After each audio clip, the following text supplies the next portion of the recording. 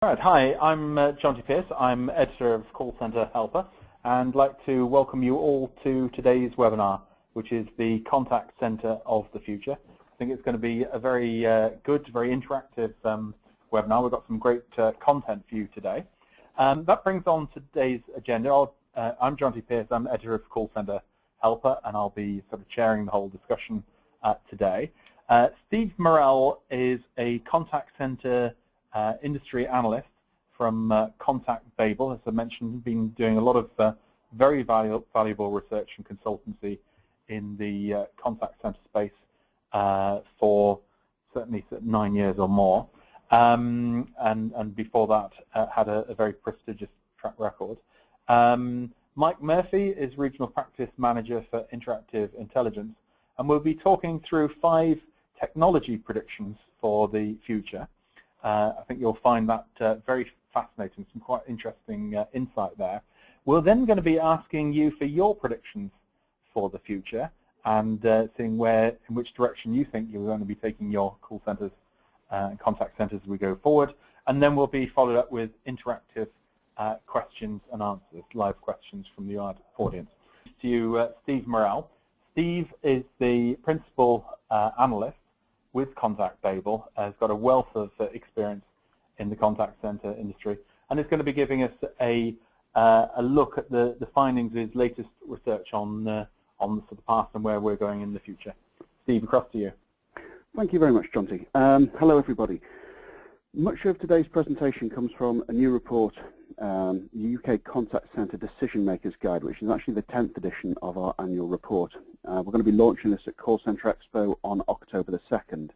If anybody's at Expo, please come along and pick up a copy on a very small business card-size CD-ROM. Alternatively, you can download it from the website after Call Center Expo. If it slips your mind, you can send me an email now. My details are on the last side, and I'll make sure that you receive it. Okay. For the past 10 years, we've tracked all elements of the UK contact centre industry. While most statistics and metrics tend to change quite slowly, one of the more dramatic findings this year is the rise in email volumes from just over 10% last year to well over 15% this year. And we've also seen an attendant rise in web chat and also the presence of social media as a customer service interaction for the first time. So I think we can say with a certain level of confidence that 2012 is when multi-channel contact really hit the mainstream. Telephony self-service has taken a hit this year. It has been in decline for several years in terms of overall proportion. This is almost certainly as a result of customers choosing to use quicker and more powerful web self-service functionality rather than touch-tone IVR or automated speech recognition.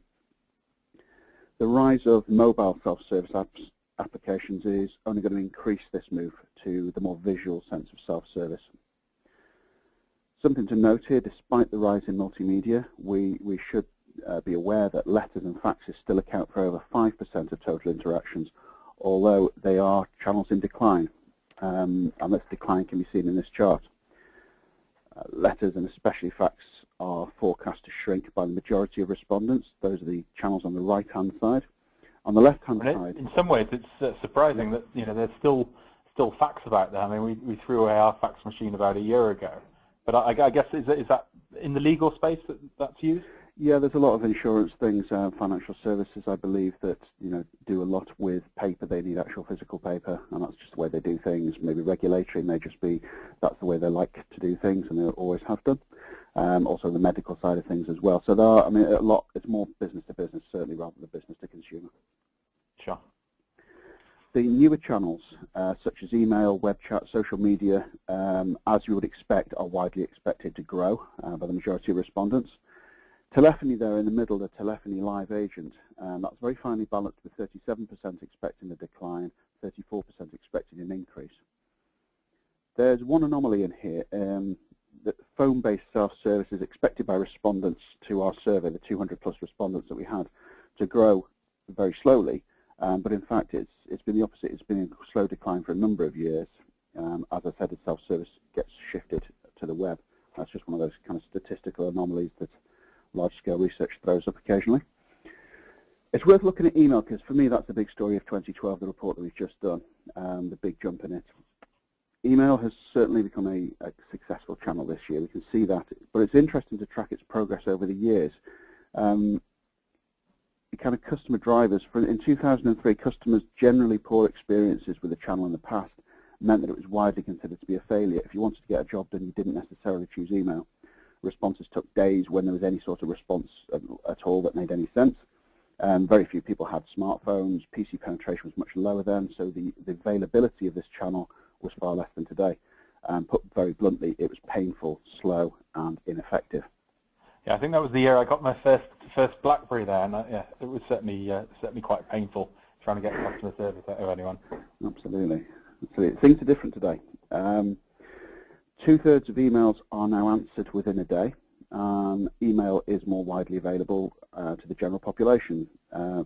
People, this is a big thing really, people are more confident they'll get a useful and timely response from email, which means volumes are going up. If you like, it's a virtuous circle, whereas before it was a vicious circle. Putting chat or instant messaging right next to email, we can see, it's a tentative hypothesis that web chat or instant messaging has the potential to take a significant amount of email volume away. It plays in the same sort of space in our opinion. Currently, chat hasn't really been used by most people, so the confidence in the channel isn't anywhere near as much as it is in email at the moment. However, it is as accessible as email. It's just as cheap, certainly.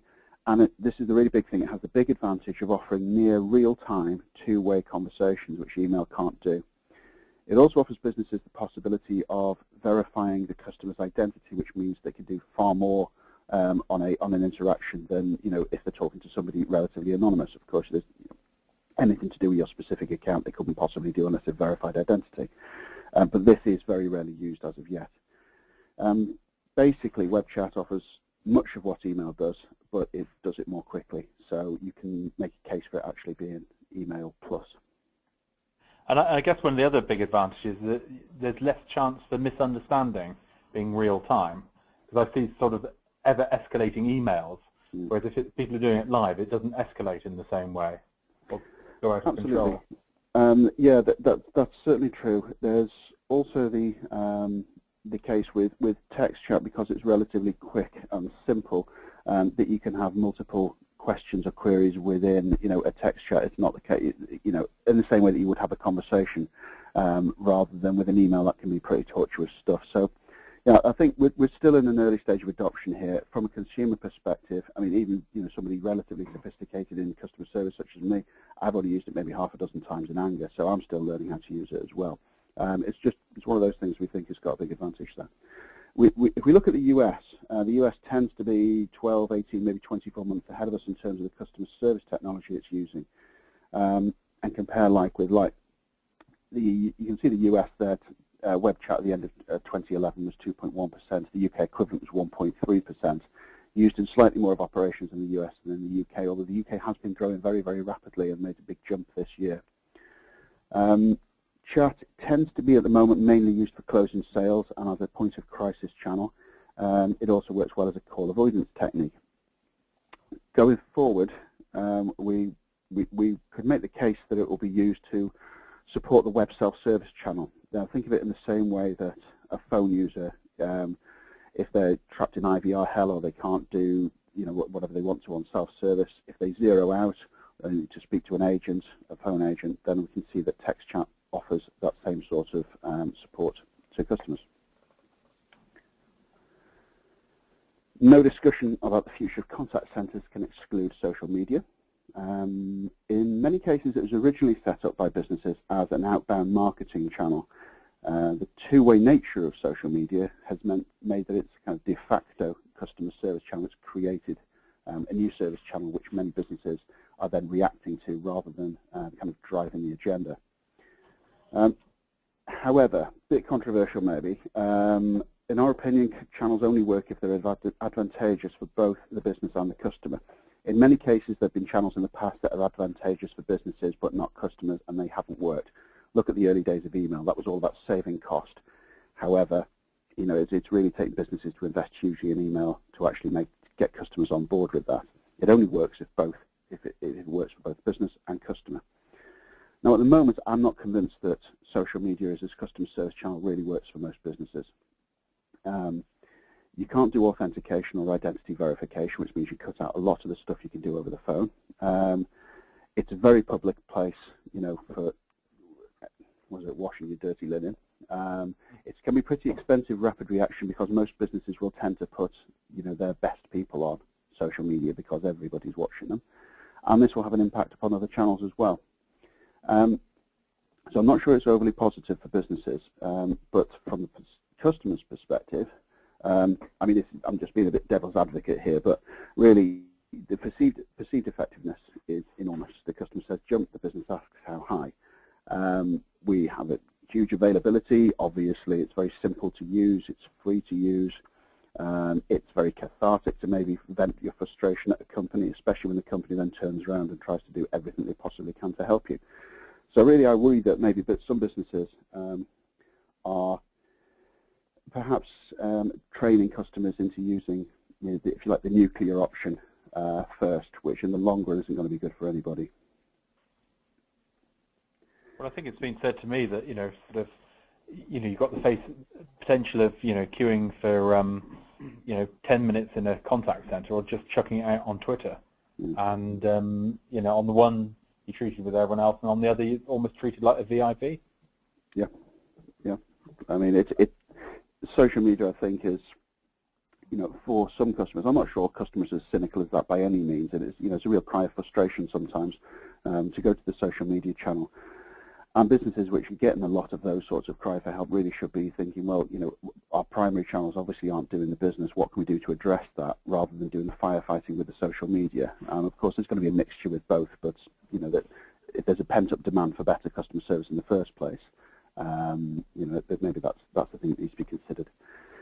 Let's look at telephony. Where does this leave it? Well, we believe it will still continue to decline. However, I think it's going to stabilise probably at around 65% to 70% of interactions. Already, we're seeing call durations increasing. This is as phone interactions are becoming more complex. However, we're not seeing anything in terms of increasing call abandonment rates, in terms of average speed to answer. So it's not that the contact centre is kind of losing control of what it's doing on the voice channel by any means. You know, those metrics are actually improving year on year. It's just that the nature of the calls is getting longer. The contact centres are accepting that maybe longer calls are better for customers. They'll achieve better first call resolution. It gives you opportunity to cross-sell and upsell. So these are the types of calls that we're going to be getting from now on, the complex ones, the more difficult ones, and also the ones for maybe the older demographic as well, because, you know, some people just prefer to use the phone.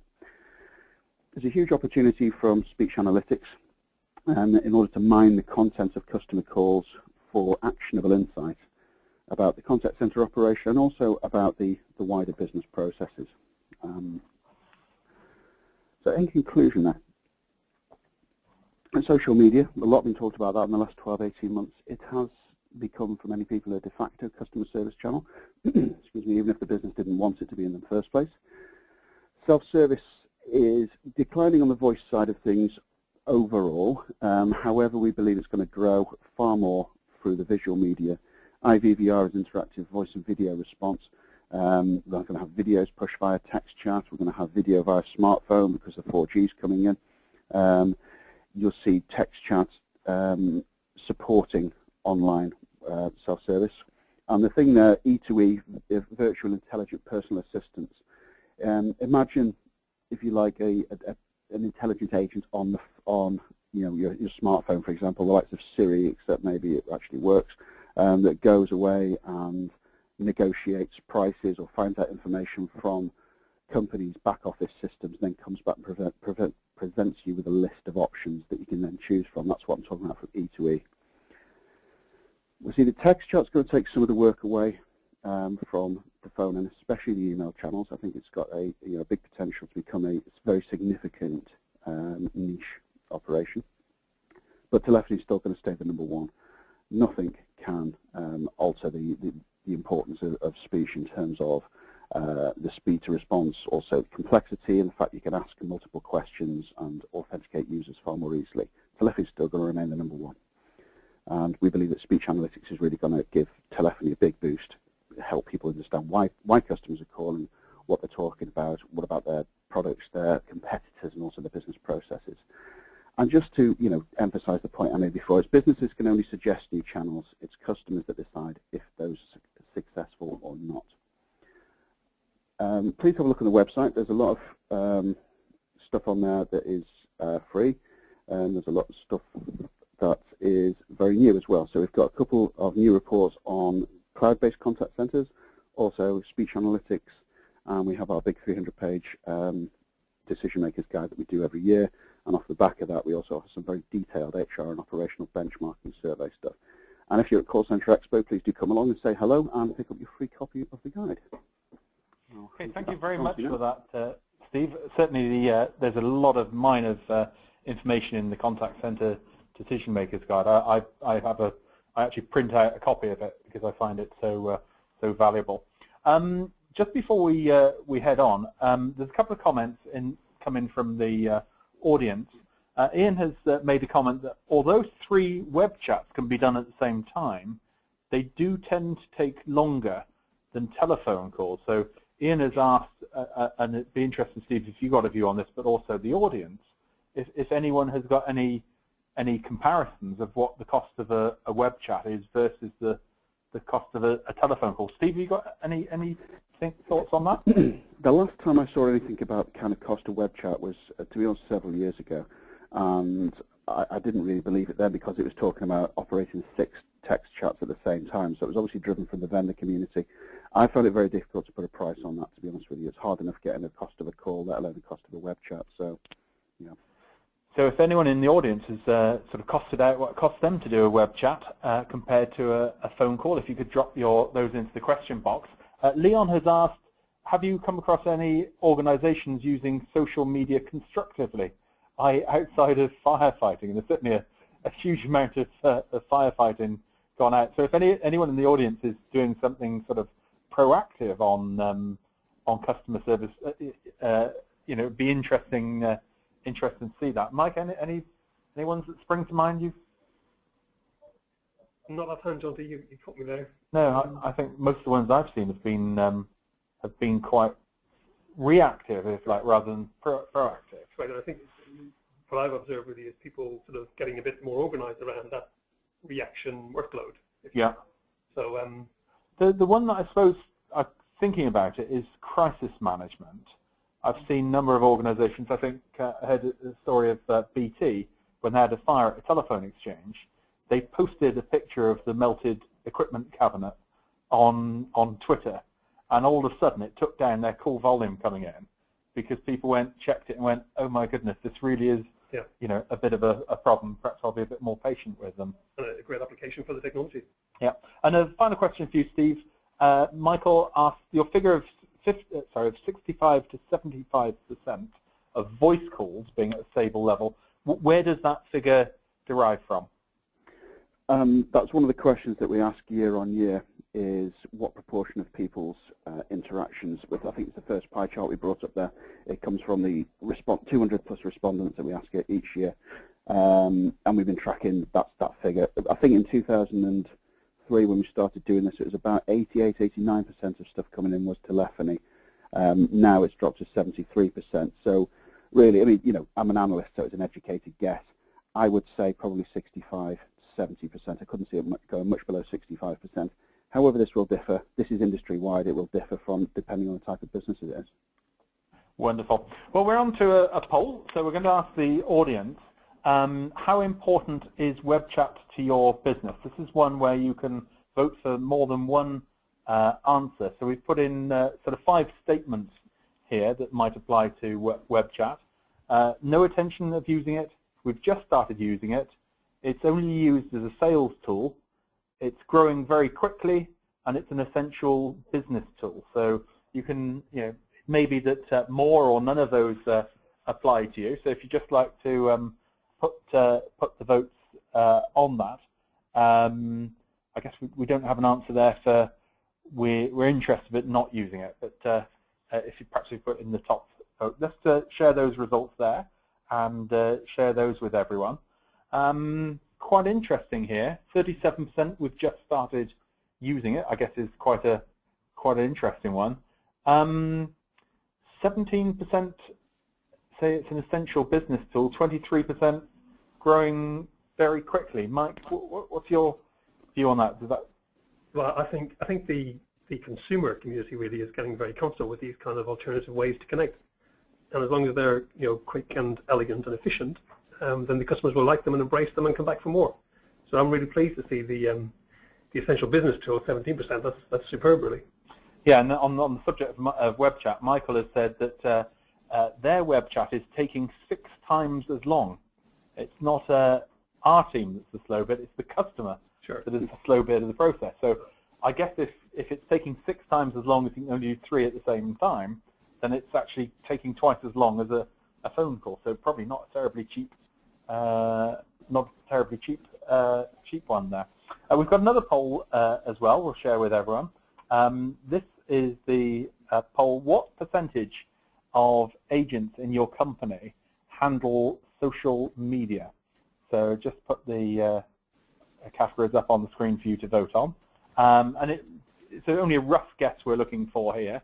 So we're looking for 0 to 1%, 2% to 4%, 5% to 9%, 10% to 49%, or 50% plus. So it'd be quite interesting to see the results as this comes through. So this is quite interesting. Just share the results with everyone here. I think it's sort of very, very low numbers in there. But what's quite interesting is I guess there's a growing trend, Steve, that 2 to 4%, 24% of our audience are sort of quite well ahead of the average figure. Yeah, I go along with that. That's I think within there you've got an awful lot of people that are showing 0% or just kind of bumping along, maybe get the occasional tweet. And for considering this audience is weighted towards the larger contact center, kind of what I would have expected there. Yeah, that's kind of we've had some comments in from our audience about social media to proactive customer service. Kate says that many UK water companies use social media proactively to publish supply interactions, which I guess is that sort of whole disaster piece. And we've also, Rebecca said, we did also use it to fight fire, but we could set up great fan pages as well. So I guess that's also a way of, saying, rather than all the negative stuff, have some fan stuff to it as well. Yeah. So and Matt has said, do you think that social media would be productive where a dialer is used? So I'm not really thought of that one, but if anyone in the audience has got any views on social media and outbound dialing, presumably there must be a connection. I imagine Barack Obama at the moment will be doing some heavy social media and heavy dialing to encourage people to vote for him. Yeah, I guess that context is pretty cool. From a sort of marketing perspective. Don't know so much on customer service. Right, so thanks very much for that. Some fascinating insight there from Steve. Now going to go across to Mike Murphy. Mike is Regional Practice Manager for Interactive Intelligence. And Mike is going to share with us 5 of his technology trends for the future, which I think is going to be quite an interesting discussion. So thank you, Jonty, and thank you, Steve. Some really interesting insights with regards to the results from your surveys. Mike Murphy is my name. I can't remember how many times I've done this now, Jonty. It's more than 4. So thank you for inviting me back. But just so everybody knows, I have had no pre-visibility of Steve's slides. So the observations that I'm making about the future are my own and my colleagues here at Interactive Intelligence. So the things that, excuse me, just having a slide issue here. Do you want to carry on and we'll put the slides up?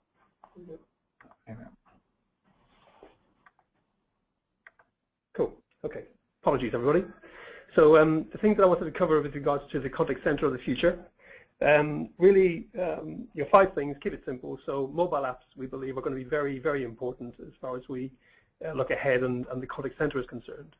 I think we know as well that probably more near future is the cloud versus premise debate, and certainly from our own experience here, we're seeing incredibly high demand for the cloud offering versus our premise offering. Social media obviously was mentioned in Steve's slide, so we've got a perspective on that to share. And then we kind of see a situation where there's going to be a large increase in the non-voice contacts.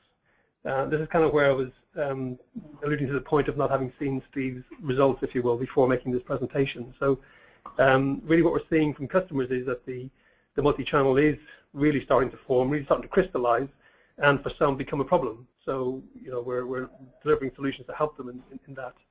And I think as we kind of think about very high volumes of non-voice contacts, we really got to get better with automation around how we handle and process those. So for me, they're kind of 5 things which I think are going to be quite important for us going forward.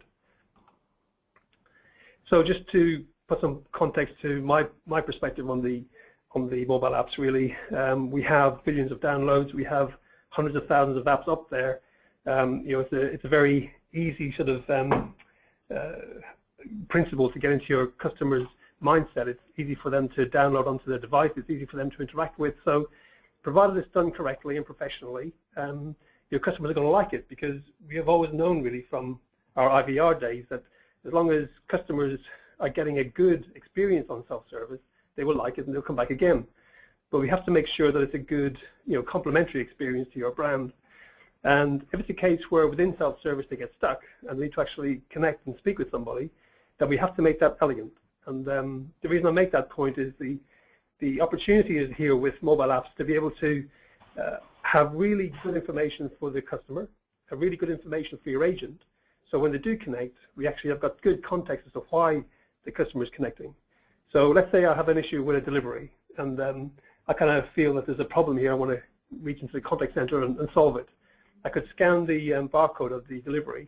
I can then sort of like open my app on my device and start to interact with the service provider, whoever they were.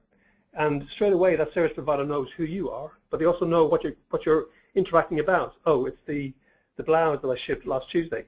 So from that perspective, that context is very, very valuable to efficiently, professionally, and quickly deal with that inquiry. So along with, if you will, getting that experience good for your customer, make sure the tools are there for the agent to resolve the issue quickly.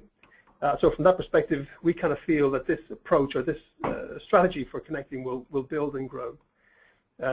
Now, our kind of attitude towards mobile apps really is that we want to give you the tools to allow you to kind of build the experience for your customers. So this becomes very much part of your brand, very much part of your delivery sort of principles. So to complement the way you execute your business today. And those kind of tools will be friendly, kind of easy to use, allow you to create, change, improve, report, see what your customers like and what they don't like. And then from that, change, modify, improve, that kind of thing. These are the kind of healthy tools to make a good, complex contact center work really well into the future. But the point there about being device agnostic is very important, because you don't want to be kind of writing these apps multiple times for the iPhones and a whole bunch of times for the Android people. So from that perspective, our view is write it once, deploy it to any device. It kind of makes things nice and efficient and quite quick if you like to deploy. So check out our video. Jonty was actually showing it before the session started today, but when you get a copy of these slides, you can connect on this link here, and it's just a 3-minute sort of overview of what the capability is there, which is quite interesting, and it's got a nice twist on social media as well at the end, so worth a look. So the second point I made was about cloud versus premise.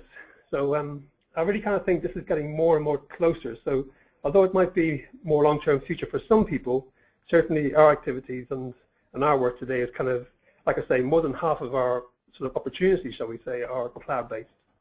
And really what customers want is this idea of flexibility, fast deployment times, maybe minimal upfront capital expenses because they're paying a subscription rather than buying something and then supporting it over the life. But ultimately, if you look at the red box in the middle, these are all the elements that a contact center needs to be thinking about today. And if you're not, or if you have some gaps in there, well, you know, everything about the statistics that Steve talked about or what Jonty talks about regularly are kind of in the screen. So, you know, from the point of view of being able to reach this kind of complex, if you like, menu of functions, then what's really cool about the cloud is that it's there. You can buy a license. If you don't want to use it, you can turn the license off, and you can then pay as you go. So from that perspective, it's quite friendly, especially as we see the contact center technology getting much more complex. But then the other sort of benefit, if you will, or the reason why customers are driving towards the cloud is around the reduced IT requirements. So you know, they don't necessarily feel that in-house they want to have the burden of large IT teams. It might be a case where they're expecting vendors to provide that capability as part of the offering. So we see these as the kind of drivers, if you like, that are pushing customers this way. But certainly from a sort of on-the-ground perspective, like I say, more than half of the opportunities we're working towards in our sort of daily work are for cloud-based versus premise. And then just to touch on social media. So I've kind of put a perspective here really from Frost & Sullivan. It was interesting to take their take on, you know, what could be, if you like, you know, proactive, or what could be, you know, really practically useful for me with regards to social media. And they kind of cite things like, well, we should be able to execute better customer service. We should be able to, you know, drive more sales. You know, a really nice one from our perspective, being a sort of a technology house, is that you're getting user feedback to a product and its capabilities is a really nice way to sort of build into your long-term planning about product development. So that's really cool. But ultimately about protecting your brand, or you know, improving customer loyalty, like we saw through the BT effort or the utility effort with water. You know, they're the sort of practical tools, I think, that we're looking for really from social media. But with our view, if you will, we kind of see social media as a sort of, it's just another channel. You know, it's like, don't get too stressed out about it. But what you must do with any channel is the kind of things we've always done with the large and dominant voice channel over the years. We kind of identify it, we identify the customer, we queue it to a skilled person, we route it to the right person, we report on it, how long is it taking us to handle these things. But don't forget as well, we need to have a sense of what's the agent saying and how are they saying it, so we've got to record it. We've got to have that agent quality scored by a supervisor who's qualified. We've got to forecast it, we've got to schedule people to respond to it. So hopefully you're seeing that, you know, from the perspective of how do we actually handle social media, we've got to be ready for it to be just another channel that we would normally handle inside the contact center. And I see quite a number of contact centers that sort of get a, you know, a free tool off the web and start doing maybe one or two of those, but completely ignoring all, you know, the sort of whole customer picture of it. Indeed, and I think for like you know, reactions or tactical type interactions, then that's okay. But when suddenly you've got a requirement for 70 people to be sort of handling the social media interactions, which we're talking to organizations who have that kind of volume, then, you know, these are the kind of things which you've got to bear in mind. You know, I've got to take people from a skill set of A and move them through 5 steps of progress. And to do that, we can rely on these sort of tools to help us achieve that. But certainly it's a shifting and developing channel as far as our observations are concerned.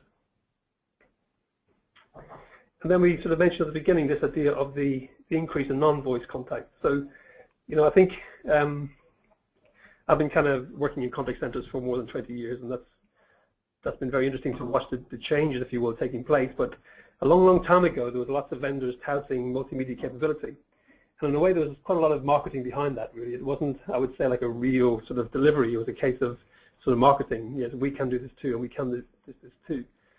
What we're sort of finding now is that I'm seeing contact centers where there are more chat agents in the contact center than there are voice agents. You know, so like they exist out there. People are doing it, and I think Steve's statistics kind of back that up in a way.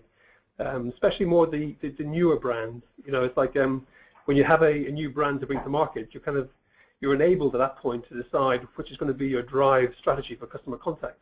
And with that, obviously, if customers can do more with the non-voice chats, then it's going to help their costs, help them to manage their costs. But certainly things like high-volume email centers. You know, I've got experience in working with 400 agents just doing email contact centers. You know, they're there, and they have to be managed, and they have to bring in, if you like, the principles that we've been using traditionally in the contact center or rather the call center. So like I say about the quality assessment, the forecasting.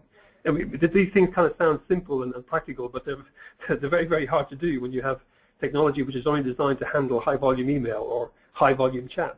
What these guys forget about is, well, hang on a second, how does this fit in with my best practice? You know, we have a way here of helping our agents develop through their ranks to become stronger, better agents, we have a way to make sure that our customer satisfaction surveys are adhering to the corporate brand or the corporate mission. So again, to that end, we kind of feel these tools are essential to be able to execute in these new channels effectively. And there's nothing magically new here. It's not a case that there's something different. It's just a case that it's just another channel. We just got to treat it the same, measure it the same, skill the agents, and train the agents in the same way. But you got to have the technology able to do that. And if you don't, then obviously you get in a bit of a pickle, and that's where we're able to sort of make some good progress with our customers. So obviously Steve mentioned quite a lot about speech analytics and kind of how it's becoming quite it's like a door opener to really see what's kind of going on in the call center, and certainly around telephony, that's very, very true. From Interactive's perspective, we're very passionate about the fact that analytics isn't just about speech. Okay, I mean, like the interaction with the customer is what's important here. And whether that interaction is social or chat or SMS or email, I need to analyze it just like I would analyze a speech conversation. So from that perspective, to be able to make sure that agents are keeping to the script, agents aren't going off piece, to make sure that as you see customers coming in and mentioning things like I want to cancel, I want to terminate, I want to you guys are you people is a great sort of a statement which kind of suggests where the customer's going with their point of view. So from that perspective, it's not just a case of listening for everybody, it's a case of actually watching the words being written into some of these chat and email and SMS type applications too. So don't forget that. Analytics is really cool. It's not just about speech. That's the point. And don't forget, we help these people with things like knowledge bases. So from that perspective, the agent is empowered. But don't forget, the simple things I said before with social. You got to put these guys on hold. You got to transfer them. You got to monitor how they're progressing. You got to think about the customer experience as they're making their way through that chat or email interaction. Is it going to be like the kind of things we've done with voice?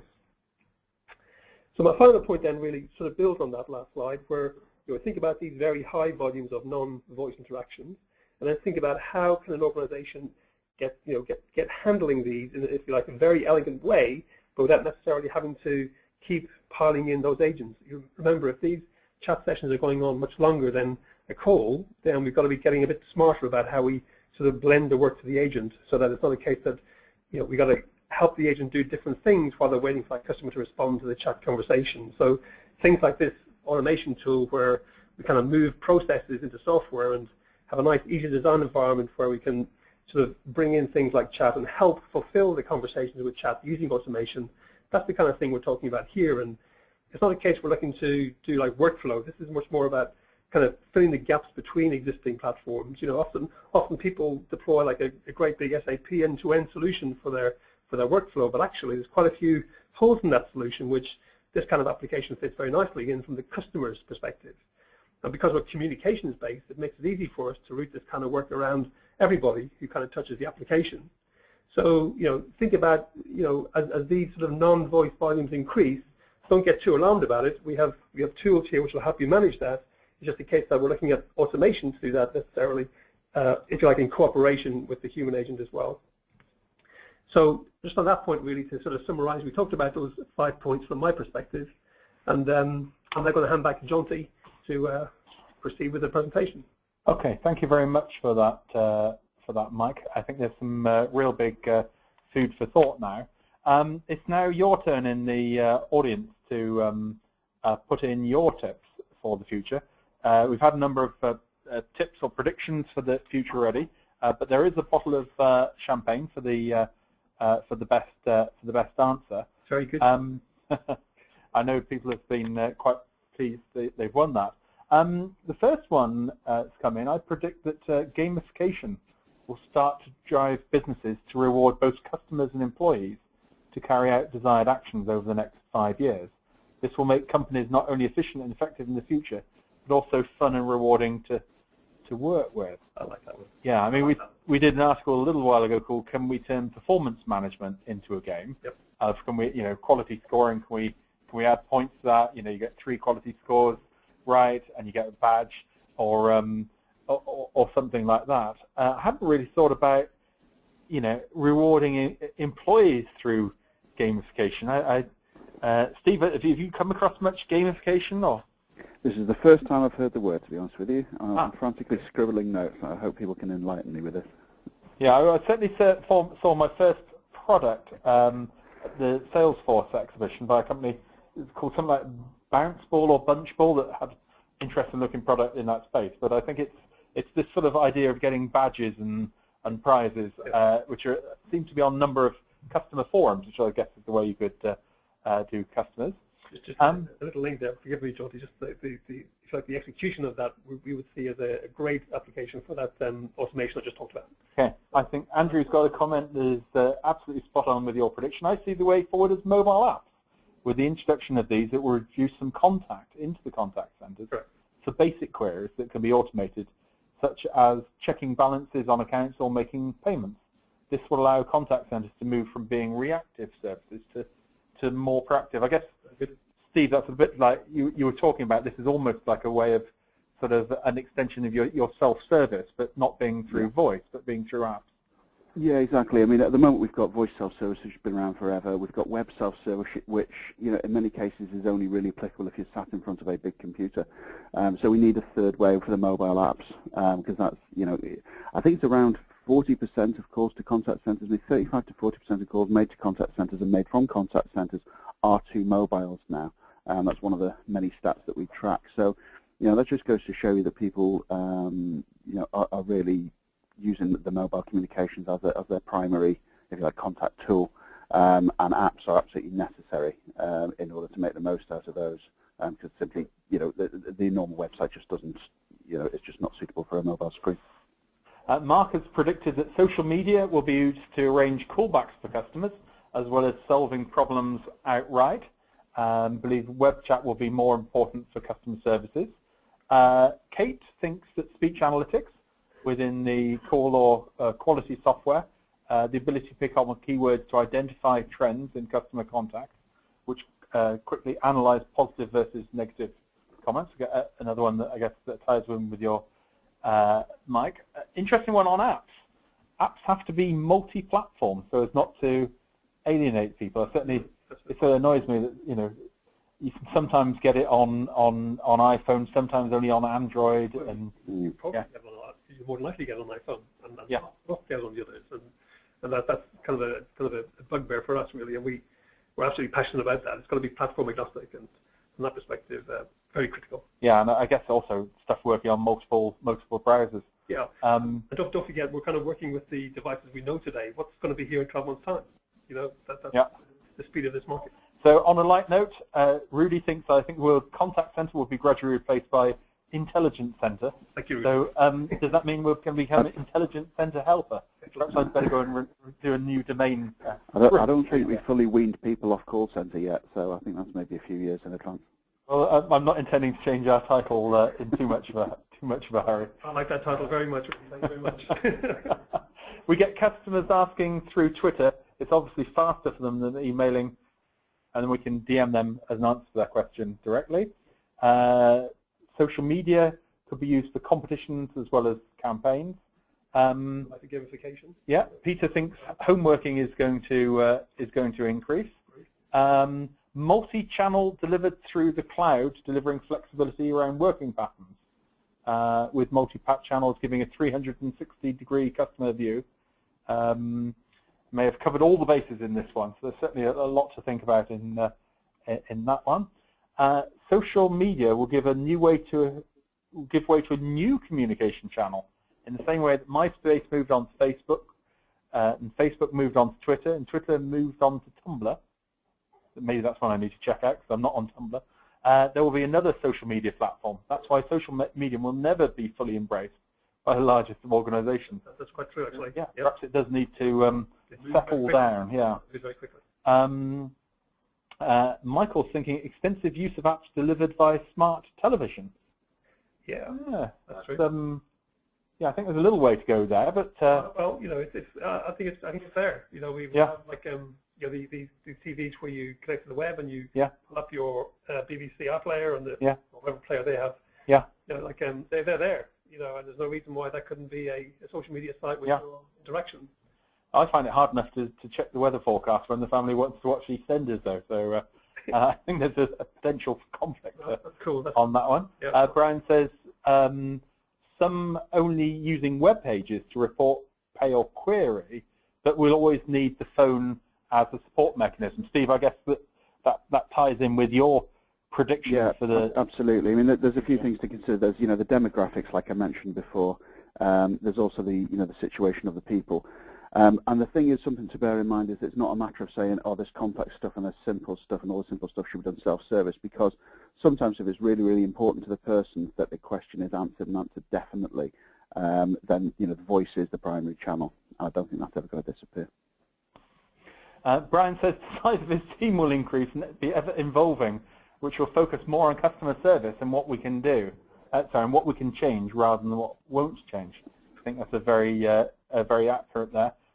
Be nice if everyone's team would increase, but I think the focus on customer service may well mean we see that. I think in the future customers will be both interactive and telephone by combining the two into Skype-type solutions. No reason why not. Yeah, no, I think the certainly the use of the telephone as a sort of landline in the house is dropping certainly in our household. Customers will become ever promiscuous in their channel use. Interesting word, promiscuous, on that, but I think people are going to be hopping over to all sorts of channels, using whichever channel is best for a specific need. So joining up across channels is as important as providing them in the first place. I guess, and you've often made a comment that sort of in a lot of organisations there's these sort of separate little silos, right? And that's not going to work in the future, is it? I'm really passionate about that issue because the smartphone device has really cracked it. And Richard made a perfect point, because to have the smartphone in your hand, you immediately are multi-channel. There's still only one of you, but there may be 7 different channels on your smartphone. And as you go about your daily life, you need to interact. You will do that whatever's convenient at the time. Yeah. Good observation. Customer service is taking a major leap forward with video. Now, video has been one of those that's been around for a while. We already do it in one-to-many structure with pre-recorded online help videos. Yeah. And that's the first step. I certainly agree that. I predict the next frontier will be using video on a one-to-one basis, such as live and pre-recorded video chats with custom specialists. Now, that's quite an interesting technique, switching text chat into, why don't I show you this video, and if you've got any comments, come back to me. I can't get my TV thing to work. Can you help? Yeah. And let's roll a little one-to-one video. That's cool. I like that. Yeah, so you can rewind and get it right. Certainly in an article we did about 3 years ago, we looked at the top 5 flopped call center technologies, and we put video on the top of that there. So I think that was on the idea you'd somehow come into the call center through a webcam, which I think was a bit, but I think this is the first line of the pre-recorded help videos. So we're going to switch around on the agenda slightly. I'm going to go up and pull up another poll now. What I'd like to do is just to do the polls, and hang on, we've got a bit of a problem here. I'm going to skip on from the poll. Let's just move ahead slightly in the agenda here.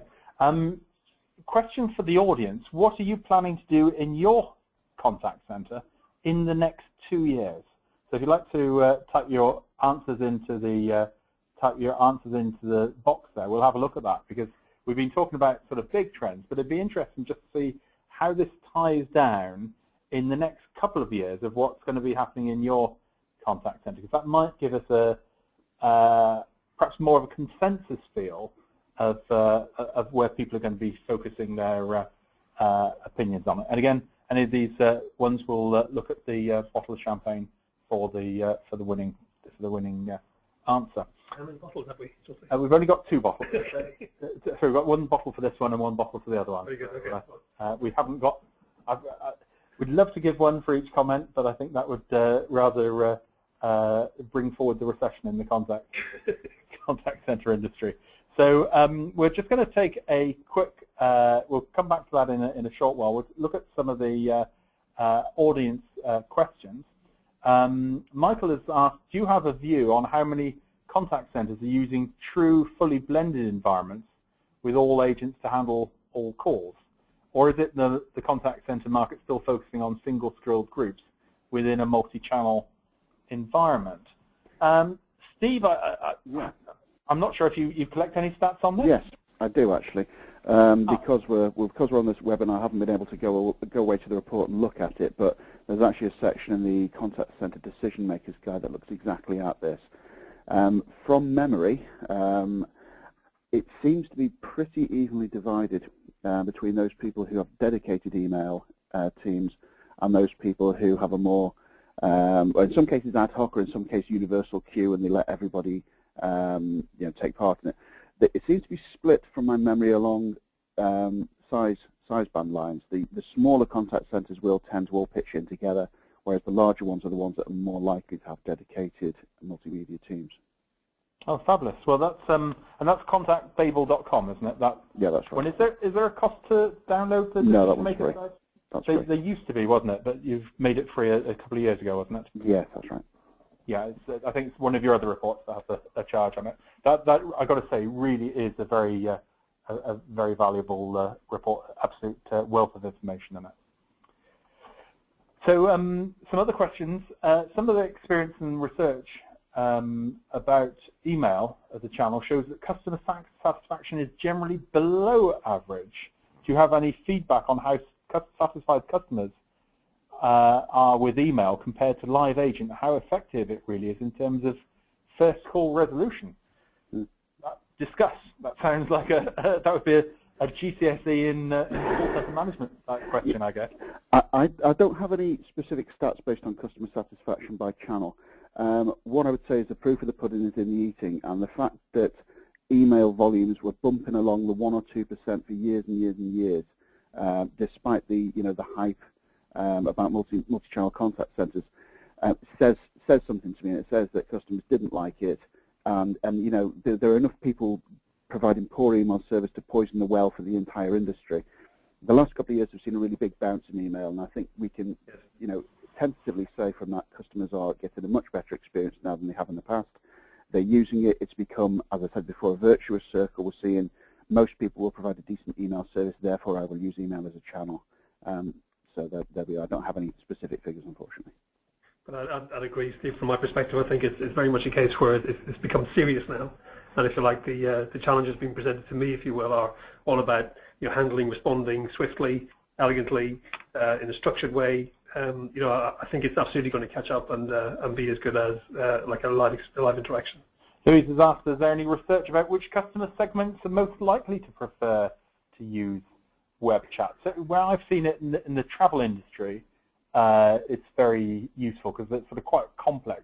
Yep. I used it recently to book a holiday, where I couldn't figure out how to fill in the form for the adults versus children, and I went on to get help completing that. Yep. I'd also include retail in that as well.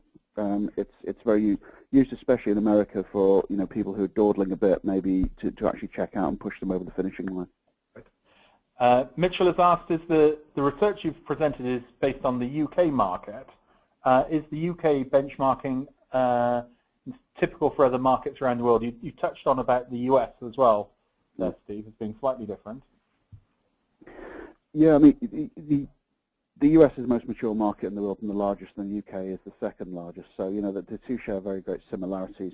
From my perspective, those are the markets that the company covers. So. Yeah. Ian has asked about stickiness of web chat on a corporate website. Is there a greater likelihood for a customer to complete purchasing online when not available? I haven't seen any research that, but instinctively, just my own case of I got stuck on booking a holiday. Now, I've probably, I guess, already made my mind up that's where I wanted to go, but there have been other instances where I've got stuck and I thought, do you know, I can't be bothered to fill this in for this item. Yeah. I'll just go off elsewhere. So difficult to quantify, but I think instinctively it feels right. Yeah, I've seen. Sorry, I can break in. I've seen some US analyst research on that to show exactly that it's a small but significant increase in getting people over the finishing line to actually close the basket. Yeah. Do you reckon that a forum-like service between users and customers will ever catch on? Imagine a customer posting a problem on a forum and another customer giving the solution. Yep. The customer giving the solution will, of course, be given a small amount of bonus points or something similar for the company. I think it's not that widespread, that there's lots of instances of that, happening. I think it's called customer communities, and we've got an article on that within the Decision Makers Guide as well. It's particularly useful, and in fact, you find people just giving technical support, very, very good technical support as well, completely free of charge, simply because they're kind of interested and knowledgeable about the product, or they might be evangelical about it for certain kind of technology brands, which I was all thinking of. So in fact, yes, that does occur now, and it is very popular. But also don't forget how important it is when you're selecting and choosing. You want to go and hear what other people say who've actually bought the product. And again, that's that kind of community forum where I personally always go to get the real feedback, if you like, from the user and make that part of my decision-making process. So I kind of see that joined up together. Okay, we've got a few more bits about ways for the future. I see the way forward is for businesses to ensure that their performance metrics and customer satisfaction ratings must be aligned across all channels customers use. Get this right or wrong, your customers won't forgive you for it, which I guess ties in very neatly to your looking at the whole customer view. You have to treat the channel like a channel. Leslie sees, I see mobile apps as the primary enabler to a different service model. Seamless movement from app to assisted care. Voice, email, web chat will be crucial to saving handling time, with movement between channels and optimizing customer service. Certainly seems to take a long time to identify yourself again through a different channel. Prediction: the increase in email interactions that Steve mentioned will be short-lived. Younger generations have already abandoned it or never used it. Certainly, I've seen my daughter uses email, my younger son doesn't. So that's quite interesting.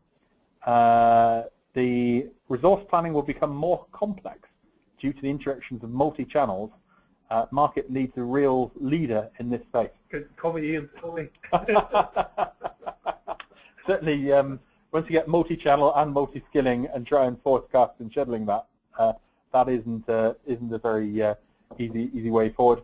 And a tip from Lionel: new, fast, convenient, secure methods for customers to identify themselves without going through the painful security questions. Can I just jump in there, just very quickly, on voice biometrics? The section reports on voice biometrics there's a potential saving of several £billion a year just simply by not having to ask somebody, what their mother's maiden name is. So there's a huge possibility there. Well, I'm afraid that we're almost up for time.